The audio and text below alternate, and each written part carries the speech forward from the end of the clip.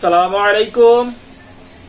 আমি doctor Naimul Kibria, BHMS Bangladesh homeopathic medical college, BHMS রোকেয়ান ইসলাম homeopathic medical college, উচ্চতর প্রশিক্ষণপ্রাপ্ত গর্ভ ও গর্ভবতী মায়ের পরিচর্যা এবং নরমাল ডেলিভারি। আমরা বলতেছিলাম অ্যাডিনোমায়োসিস নিয়ে বলতেছিলাম, কারণ হচ্ছে আমাদের আলোচনা চলতেছিল বন্ধ্যাত্ব নিয়ে। বন্ধ্যাত্বের যতগুলা কারণ এবং বন্ধ্যাত্বের এই কারণগুলা, চিকিৎসার যে সিস্টেমগুলা, মেডিসিনগুলো আমরা আলোচনা করতেছিলাম। এই কারণ, সিস্টেম, মেডিসিনগুলো আলোচনার একটা পর্যায়ে আমরা বলতেছিলাম অ্যাডিনোমায়োসিস হওয়ার কারণেও অনেক সময় বন্ধ্যাত্ব তৈরি হয়। এই বন্ধ্যাত্ব তৈরি হওয়ার যেই ব্যাপার, এই ব্যাপারকে আমরা নিরসনের সিস্টেম আমাদের হোমিওপ্যাথিতে খুব ভালো চিকিৎসা আছে। তো চিকিৎসার মধ্যে আমাদের যে সিস্টেমটা আমরা দেখি সেটা হচ্ছে লক্ষণ ভিত্তিক আমাদের চিকিৎসা, যার কারণে আমরা অ্যাডিনোমায়োসিসের সবচেয়ে খুব বেশি লক্ষণ যেটা দেখি সেটা হচ্ছে অতিরিক্ত রজস্রাব এবং ডিসমেনোরিয়া, অর্থাৎ রজস্রাবের সাথে ব্যথা। এই বিষয় নিয়ে আমাদের আলোচনা। তো আমরা এই ভিডিওতে রজস্রাব নিয়ে, অতিরিক্ত রজস্রাব নিয়ে আলোচনা করতেছিলাম। তো এই অতিরিক্ত রজস্রাবে আমাদের হোমিওতে কি কি ওষুধ হইতে পারে, কেমন কেমন ওষুধ করা যাইতে পারে, এই নিয়ে আজকে আলোচনা করব। তো আলোচনার প্রথমেই আমরা যে বিষয়টা বলবো, যেটা আমরা প্রায় বলে থাকি, যে আমাদের এই মেডিসিনগুলা দিয়ে কেউ নিজে নিজে ওষুধ প্রয়োগ করার চেষ্টা করবেন না, কারণ আমাদের ওষুধগুলা অনেকগুলা দিক বিবেচনা করে ওষুধ প্রয়োগ করতে হয়। আমরা শারীরিক, মানসিক এবং তার লাইফস্টাইল দেখে চিকিৎসা করি, যার কারণে যদি কেউ আমাদের এই ওষুধগুলা নিজে নিজে প্রয়োগ করেন অবশ্যই ভুল হবে। এই জন্য এই ভুল ব্যাপারটা আপনাকে ক্ষতির দিকে নিয়ে যাবে, কারণ হোমিও ওষুধে রিঅ্যাকশন না থাকলেও অ্যাকশন তো আছে। তার যে অ্যাকশনটা যদি তার জন্য প্রয়োজনীয় না হয়, এটা তার জন্য ক্ষতির কারণ হয়ে যাবে। এই জন্য অবশ্যই একজন ভালো হোমিওপ্যাথি ডাক্তারের পরামর্শ নেবেন। এবং কেউ যদি চায় আমাদের থেকে চিকিৎসা নিতে পারে, আমাদের ভিজিট আছে, নির্দিষ্ট ভিজিট 1000 টাকা, অনলাইন অথবা অফলাইনে কেউ আমাদের এই নির্দিষ্ট ভিজিট পরিশোধ করে আমাদের থেকে চিকিৎসা নিতে পারে।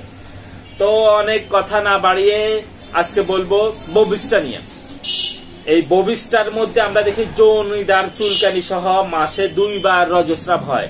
স্রাব কেবল রাতের কালে বেশি হয়, শয়নকালে মিশ্রিত হয় এবং দিনে খুব একটা থাকে না। দিনে রজস্রাব থাকে না, রাতে খুব বেশি রজস্রাব হয় এবং এদের মাসে 2 বার রজস্রাব হয়।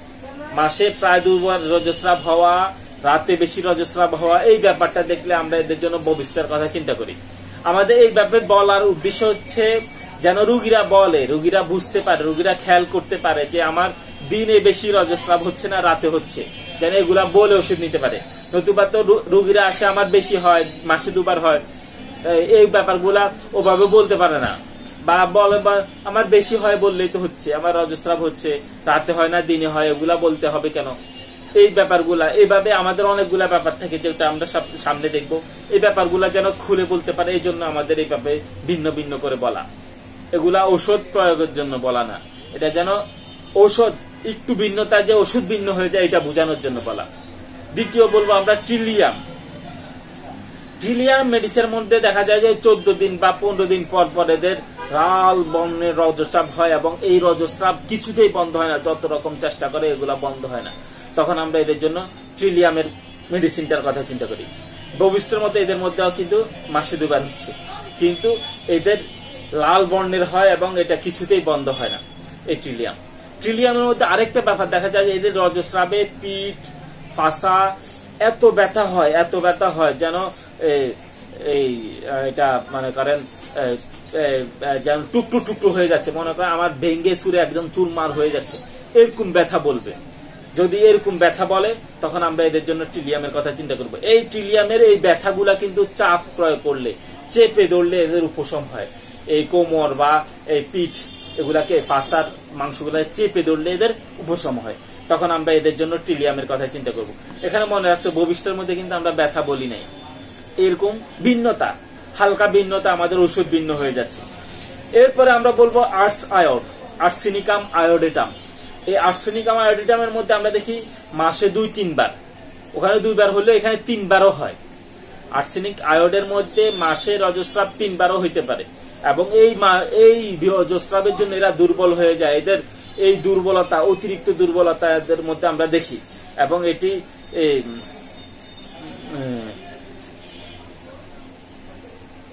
এরা এদের মধ্যে এই আর্সেনিক আয়োডিনামের মধ্যে আমরা যে বিষয়টা দেখি, এরা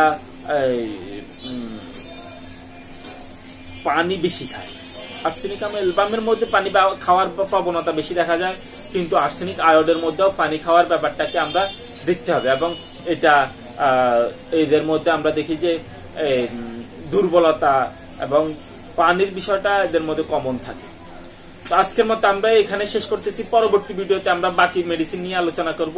আজকের মতো এখানে বিদায়। আসসালামু আলাইকুম রহমতুল্লাহ।